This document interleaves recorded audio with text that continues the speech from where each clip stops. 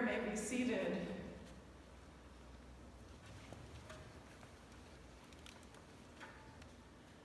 When my daughter Annabelle was a little girl, she went to a preschool in Palo Alto that my husband and I sometimes refer to as the hippie commune.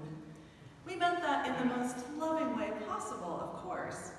It was a somewhat run-down old house in a residential neighborhood, and the children's lessons consisted of things like playing in the garden and cooking in the kitchen and learning conflict resolution in the sandbox. Annabelle's teacher was a blonde-haired, blue-eyed Buddhist from Iowa, a beautiful soul who taught me so much about compassion and patience and kindness. Anyway, one day I was home with my toddler, trying to multitask and getting super frazzled and stressed out and running around like the proverbial chicken with my head cut off, when out of the corner of my eye, I saw Annabelle frowning at me. I must have asked her what was wrong, probably not very patiently.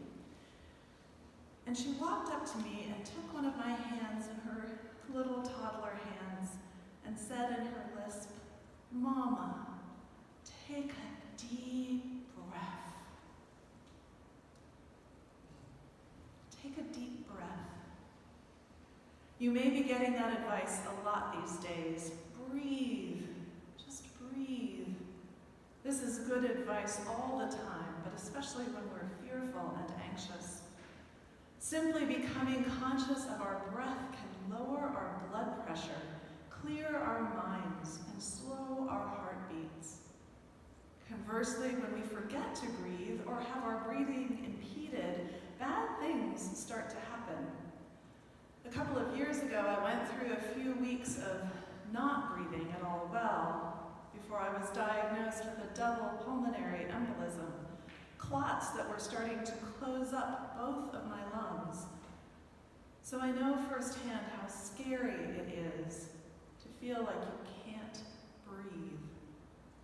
Someone told me that one of the first symptoms people experience when they are suffering a pulmonary embolism is a sense of generalized panic and impending doom. Our bodies are really smart.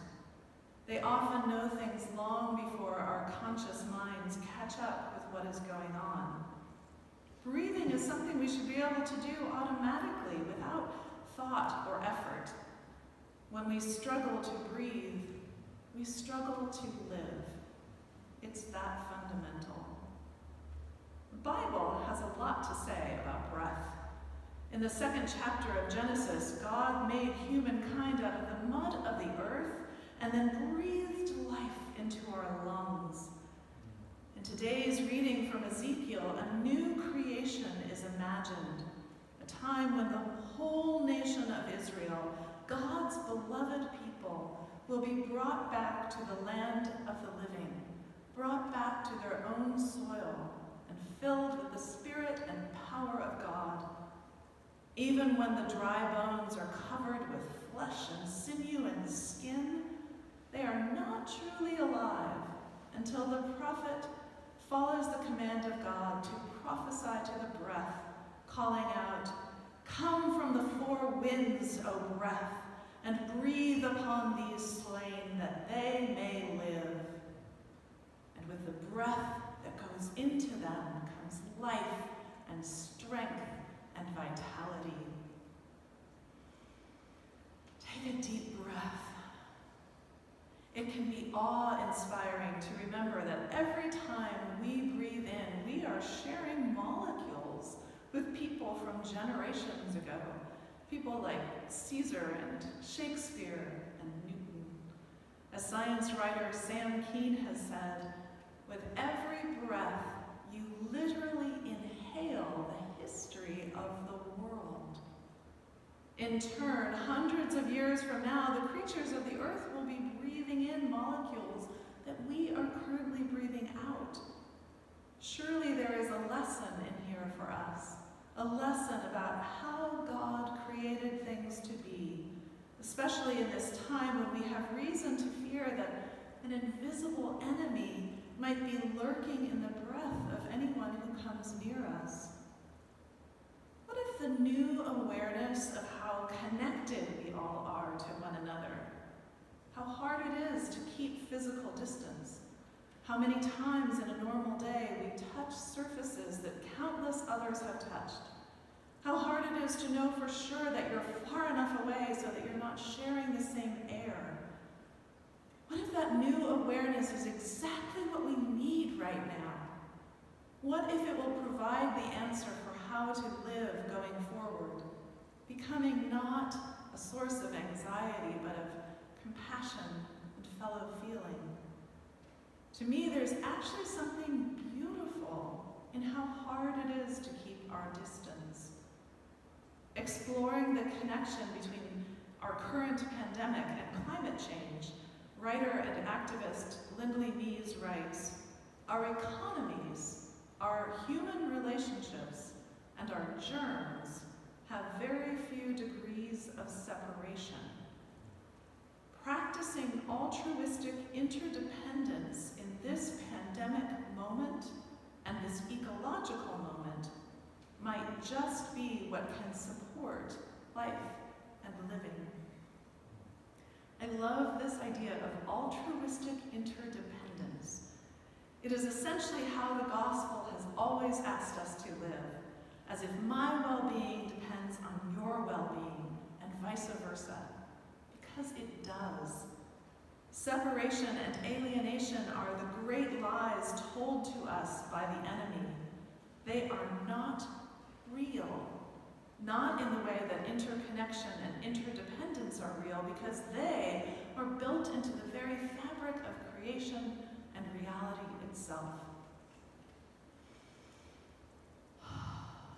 Take a deep breath. Did you know that our planet is breathing easier again? Strong anecdotal evidence suggests that air pollution, water pollution, and greenhouse gas emissions have dropped sharply since the pandemic put a halt to unnecessary travel, cut down on commuting, and generally slowed our economy down to a crawl. We all know that deforestation is making it very hard for the earth and her inhabitants to breathe. Indeed, that human existence depends on the work of green and growing things. Stated simply, without plants and trees, we would have no oxygen. And yes, algae and cyanobacteria play a role as well. In that sense, every breath we take is a gift.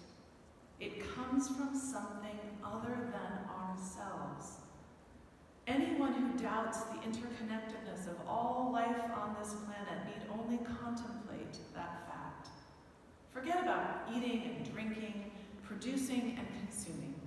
We literally could not breathe if not for the gratuitous gift of oxygen given to us freely by other life forms that need us far less than we need them. Take a deep breath. Use that breath to calm your fears. Use that breath to cry out to the Lord, pouring out your fear and your grief upon him. Use that breath to sing songs and hymns of praise that give you encouragement and strength. Use that breath to make a phone call and connect with someone who is alone. Jesus did not let physical distance stand in the way of loving relationships. He was still far from the tomb of Lazarus when he began to weep over the loss of his friend. If the story of the raising of Lazarus teaches us anything, it is that there is no distance God cannot and will not overcome to be present with us in our distress. Jesus walked into a community where people wanted to kill him. Jesus walked right up to a tomb stinking of death and rot and called new life into being. There is nowhere Jesus will not go to be with us, to call call us by name, to breathe new life into our dry and weary bones. Take a deep breath. Feel God's healing power and love pouring into you, sustaining you, and then flowing back out into the world. You are not alone. We are all in this together, connected by our breath, by our faith, by our hope, and by our love. As the great author and activist Arundhati Roy puts it, another world is not only possible, she is on her way. On a quiet day, I can hear her